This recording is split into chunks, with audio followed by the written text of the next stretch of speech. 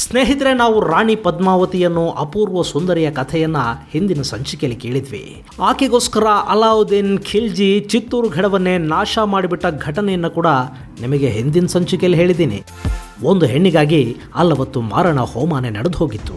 ಇನ್ನು ರಜಪೂತರು ತಮ್ಮ ಮನೆಯ ಹೆಣ್ಣು ಮಕ್ಕಳ ರಕ್ಷಣೆಗಾಗಿ ಜೀವ ಇರೋವರೆಗೆ ಹೋರಾಡಿದರು. ರಜಪೂತ ಹೆಣ್ಣು ಮಕ್ಕಳಂತೂ ರಾಣಿ ಪದ್ಮಾವತಿಯ ಜೊತೆಗೆ ಜೀವಂತವಾಗಿ ಬೆಂಕಿಗೆ ಹಾರಿಬಿಟ್ರು. ಅಷ್ಟರ ಮಟ್ಟಿಗೆ ಅವರು ತಮ್ಮ ಹೆಣ್ಣು ಮಕ್ಕಳ ಮಾನ ರಕ್ಷಣೆಗೆ ತಮ್ಮ ಪ್ರಾಣಾನೇ ಬಲಿ ಕೊಟ್ಟರು.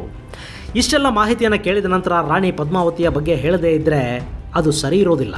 ಇಷ್ಟಕ್ಕೂ ರಾಣಿ ಪದ್ಮಾವತಿ ರಜಪೂತರ ಮನೆಯ ಹೆಣ್ಣು ಮಗಳಲ್ಲ, ಆಕೆ ರಜಪೂತರ ಮನೆ ಬೆಳಗೋದಕ್ಕೆ ಬಂದ ಮಹಾಲಕ್ಷ್ಮಿ. ರಾಣಿ ಪದ್ಮಾವತಿ ರಾಣಾ ರಾವಲ್ ರತನ್ ಸಿಂಗನ ಧರ್ಮಪತ್ನಿ. ಹಾಗಿದ್ರೆ ಈಕೆ ಎಲ್ಲಿಯವಳು ಅಂತ ಹುಡುಕ್ತಾ ಹೋದರೆ ನಾವು ದಕ್ಷಿಣಕ್ಕೆ ಬರ್ತೀವಿ. ಅಪೂರ್ವ ಲಾವಣ್ಯವತಿಯಾಗಿದ್ದ ಆಕೆ ಮೂಲತಃ ಸಿಂಹಳದ ರಾಜನ ಮಗಳಾಗಿದ್ಲು. ಸಿಂಹಳ ಅಂದರೆ ಇವತ್ತಿನ ಶ್ರೀಲಂಕಾ.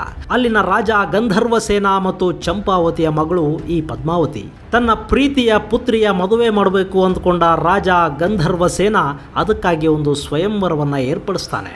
ಆ ಸ್ವಯಂವರದಲ್ಲಿ ಭಾರತ ಸೇರಿದ ಹಾಗೆ ನಾನಾ ದೇಶಗಳ ರಾಜ ಮನೆತನಗಳು ಅರಸರು ಭಾಗವಹಿಸಿದರು. ಅಲ್ಲಿಗೆ ರಜಪೂತ ದೊರೆ ರಾವಲ್ ರತನ್ ಸಿಂಗ್ ಕೂಡ ಬಂದಿದ್ದ.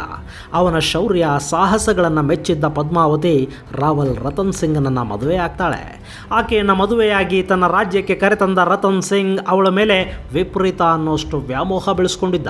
ಆಕೆಯ ಸೌಂದರ್ಯ ರತನ್ ಸಿಂಗನ ಇತರ ರಾಣಿಯರಲ್ಲಿ ಕೂಡ ಅಸೂಯೆಯನ್ನು ಉಂಟು ಮಾಡಿತ್ತು.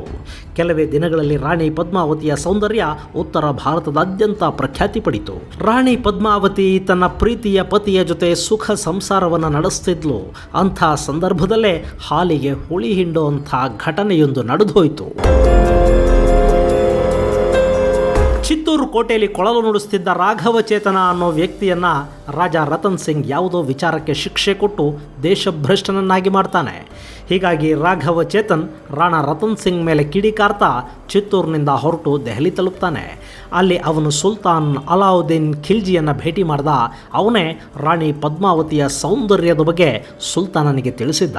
ಹೀಗಾಗಿನೇ ಅಲಾವುದ್ದೀನ್ ಖಿಲ್ಜಿ ಚಿತ್ತೂರು ಗಢಕ್ಕೆ ಬಂದಿದ್ದು ಹಾಗೂ ರಾಣಿ ಪದ್ಮಾವತಿಯನ್ನು ಪಡಿಬೇಕು ಅನ್ನೋ ಹಠಕ್ಕೆ ಹಪಹಪಿಗೆ ಬಿದ್ದದ್ದು. ಹೀಗೊಂದು ಹೆಣ್ಣಿನ ಸೌಂದರ್ಯ ಆಕೆಯ ಪ್ರಖ್ಯಾತಿಯನ್ನು ಹೆಚ್ಚಿಸಿದರ ಜೊತೆಗೆ ಒಂದಿಡೀ ರಾಜ್ಯವನ್ನೇ ಆಪೋಷಣೆ ತೆಗೆದುಕೊಂಡು ಬಿಟ್ಟಿತ್ತು.